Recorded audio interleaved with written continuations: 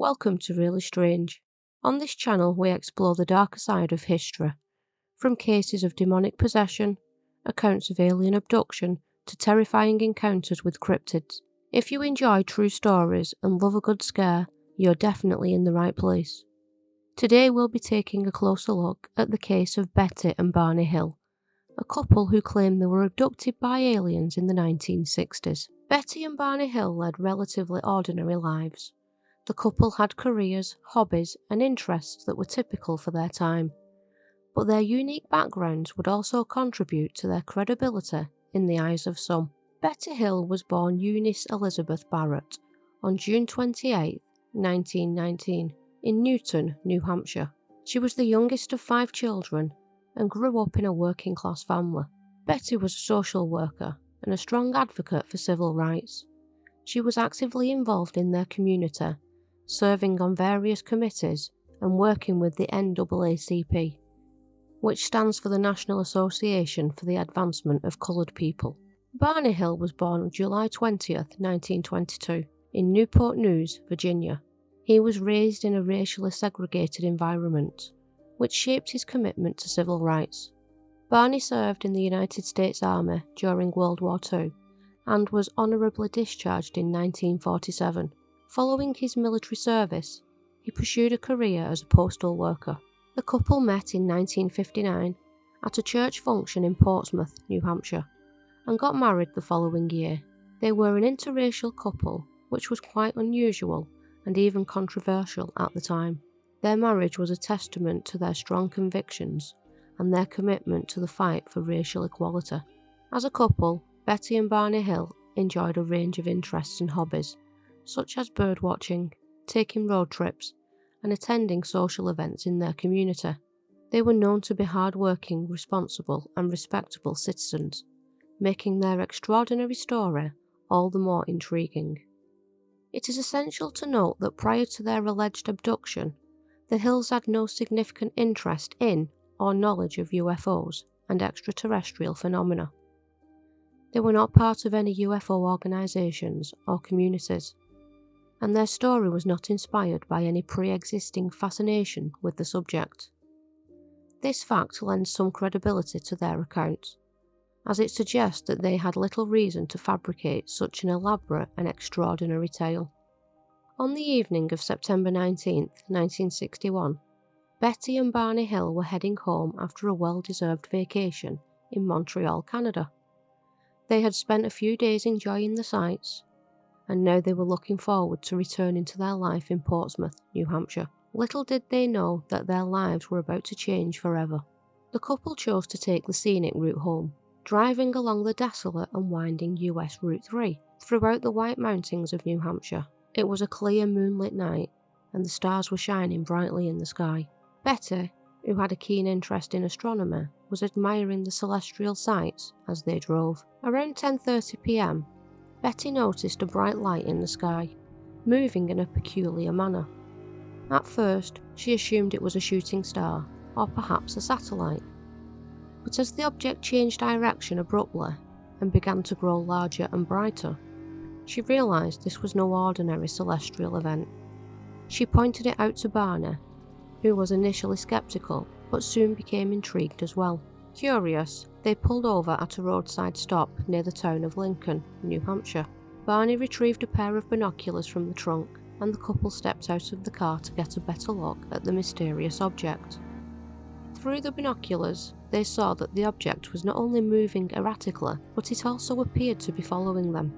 It had a disc-like shape and was adorned with bright, multicoloured lights that flashed in a rotating pattern. Increasingly alarmed, they got back into their car and continued driving, but the object seemed to be in pursuit, rapidly descending and hovering above the tree line. Barney, who was now genuinely frightened, accelerated, trying to put as much distance between them and the strange craft as possible. As they sped down the highway, the object suddenly swooped down in front of their car, forcing them to come to a complete stop. It now hovered just above their vehicle, emitting a soft, rhythmic humming sound. Barney, driven by a mix of fear and curiosity, grabbed his binoculars again and stepped out of the car to take a closer look. Through the binoculars, he could see a row of windows along the side of the craft, and behind them what appeared to be humanoid figures in uniform. Panicked, Barney ran back to the car, shouting to Betty that they needed to leave immediately. He was convinced that they were about to be captured. As they sped away from the scene, they suddenly heard a series of beeping sounds emanating from the trunk of their car. At the same time, they felt a strange tingling sensation envelop their bodies, and a bizarre sense of altered consciousness overcame them. The next thing they knew, they found themselves driving along a completely different stretch of the road, with no memory of how they got there. Their car was now 35 miles farther south than their last recollection, and somehow they had lost about 2 hours of time. Confused and disorientated, the Hills continued their journey home, trying to make sense of the strange events that had just transpired. Little did they know that their story would soon become one of the most famous and intriguing accounts of alien abduction in history. Betty and Barney Hill arrived home in the early morning hours, still confused from the bizarre and strange events they had experienced. As they unpacked their car, they noticed a few strange details. The watches they had been wearing had stopped working, and the leather strap on their binoculars had been mysteriously torn. Even the car itself seemed to have been affected, as shiny, concentric circles appeared on the trunk. Circles that would later cause a compass needle to spin wildly when brought near them. The couple were disorientated and distressed, and they couldn't account for the 2 hours of missing time during their journey. In the days that followed, they struggled to find any semblance of normalcy, experiencing anxiety, insomnia, and a persistent sense of unease. They were also plagued by disturbing dreams, which seemed to hint at something far more sinister than a mere sighting of an unidentified flying object. Betty's dreams, in particular, were incredibly vivid and detailed, recounting events that felt more like memories than mere nightmares. Over the course of several nights, she dreamt of being taken aboard a spacecraft, where she and Barney were separated and subjected to medical examinations by unfamiliar beings. These beings had grey skin, large slanted eyes, and small mouths, and they communicated telepathically. The beings were not hostile, but rather seemed curious and clinical in their examination of the couple. Betty's dreams included details such as a long needle being inserted into her navel as part of a pregnancy test, and samples of her hair, skin, and nails being collected. She also remembered the beings examining Barney's dentures, apparently fascinated by the concept of removable teeth. Though the couple tried to dismiss these dreams as the products of their stressed and anxious minds, they couldn't shake the feeling that there was more to their story than they could consciously remember. The fragments of their memories began to come together, leading them to suspect that they had been abducted by extraterrestrials and subjected to some form of experimentation before being returned to their car. Over the next few weeks, Betty began to research UFO sightings and alien encounters, searching for any accounts that might validate or explain their own experiences. To her surprise, she found numerous stories that shared striking similarities to her own, further fueling her belief that she and Barney had been abducted. Determined to uncover the truth and make sense of their lost time, the Hills decided to confide in their friends and family about the mysterious events that had transpired on that fateful September night. They would soon discover that their story was far from unique, and that it would become a significant chapter in the history of UFO and alien abduction cases. As word of the Hills' extraordinary encounter began to spread among their friends and family, they were encouraged to seek out professional help. They first reached out to a local UFO organisation, the National Investigation Committee of Aerial Phenomena, to share their story. NICAP's investigators were intrigued and urged the couple to report their experience to the US Air Force's Project Blue Book, a government program tasked with investigating reports of unidentified flying objects.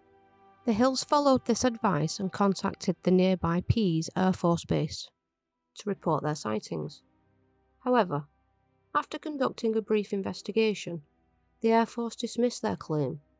They attributed the sightings to a misidentification of a natural phenomena, such as the planet Jupiter, or perhaps a man-made object like a weather balloon. This explanation did not satisfy Betty and Barney, who were certain that what they had encountered was neither natural nor man-made.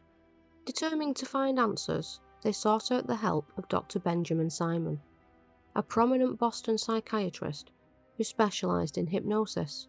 Dr. Simon had gained recognition for his work with veterans suffering from post-traumatic stress disorder, using hypnosis as a means to help them recover repressed or lost memories.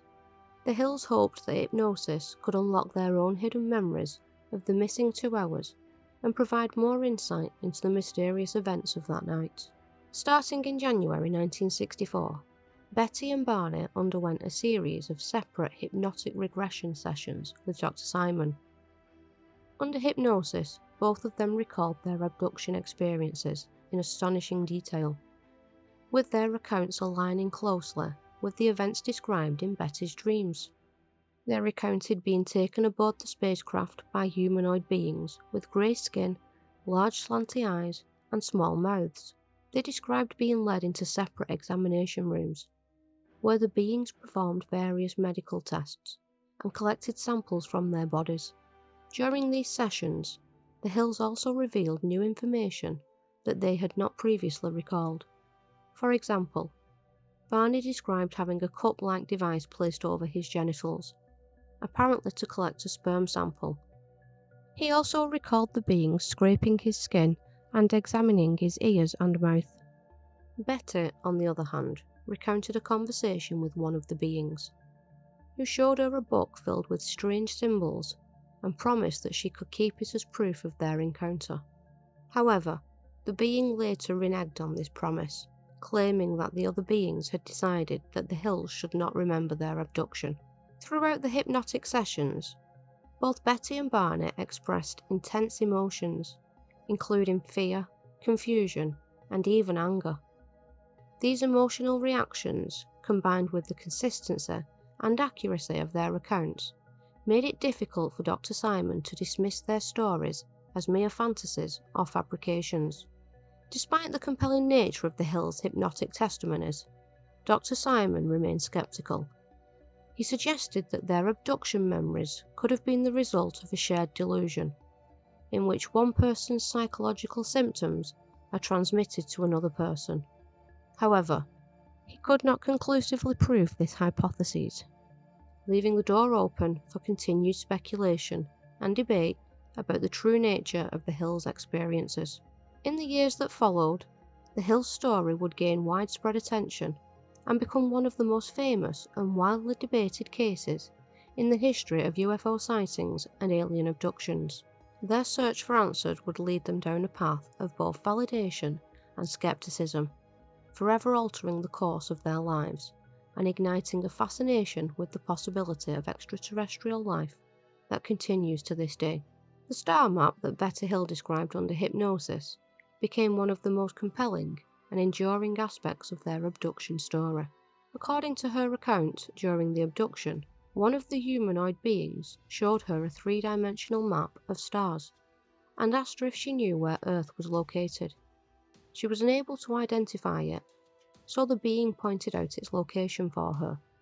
Several weeks after the hypnotic sessions, Betty was asked by Dr. Simon to draw the star map from memory. She produced a rough sketch of a seemingly random array of dots connected by lines, representing stars and their relative positions in space. At the time, neither Betty nor Dr. Simon had any idea whether this map correlated to any known celestial formations, but they felt it could be a crucial piece of evidence in their quest for answers. In 1966, amateur astronomer and schoolteacher Marjorie Fish came across the story of Betty and Barney Hill and was intrigued by the star map. She decided to investigate the map further, using the known positions of stars within 50 light-years of Earth. Fish constructed a series of 3-dimensional models of nearby stars using beads and strings, painstakingly comparing Betty's map with her own models. After several years of research and analysis, Fish discovered that Betty's map closely resembled a specific section of our galaxy when viewed from a particular vantage point.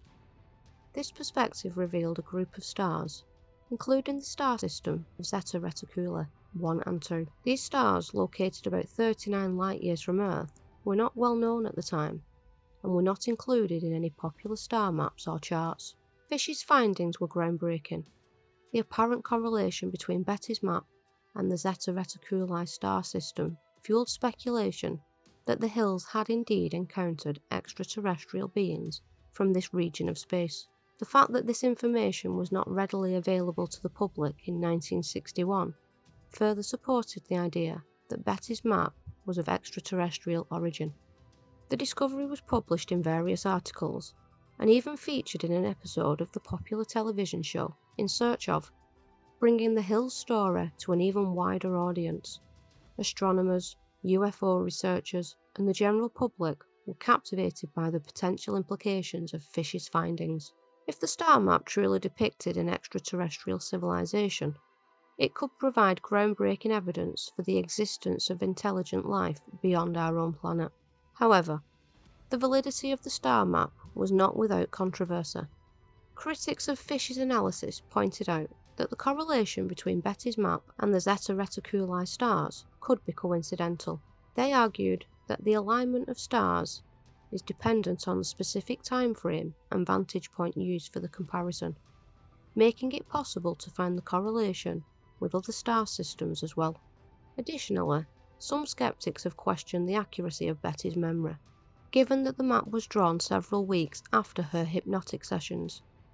It is possible that her memory could have been influenced by conscious or unconscious exposure to star charts of other celestial imagery. Despite the controversy surrounding the star map, it remains a crucial element in the Betty and Barney Hill abduction case. To this day, the map is widely debated among UFO researchers, astronomers, and enthusiasts alike. It serves as a potent reminder of the enduring fascination with the possibility of extraterrestrial life and our ongoing search for answers in the vastness of the cosmos.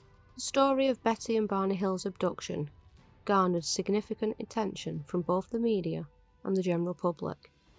It became an important event in the UFO and abduction lore, inspiring countless books, documentaries, and even a made-for-TV movie. The couple's experiences have since become a cornerstone of alien abduction history, with many subsequent cases sharing similar elements, such as the appearance of the extraterrestrial beings, the nature of the examinations, and the use of hypnosis to recover memories.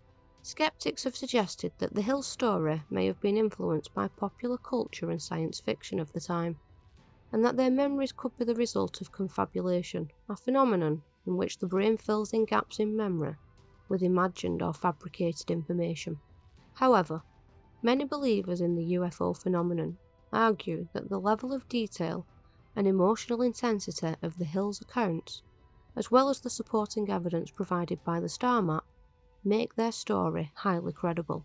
Regardless of one's personal beliefs, the case of Betty and Barney Hill has undeniably had a lasting impact on our culture and our understanding of the possibility of extraterrestrial life. The story of Betty and Barney Hill remains one of the most fascinating and widely debated cases in the history of UFO sightings and alien abductions. Whether you view their account as an extraordinary encounter with beings from another world, or as a curious product of the human imagination, there's no denying the power and influence of their story. There you have it, the fascinating true story behind the Betty and Barney Hill alien abduction case. I hope you enjoyed the video. Thanks for watching.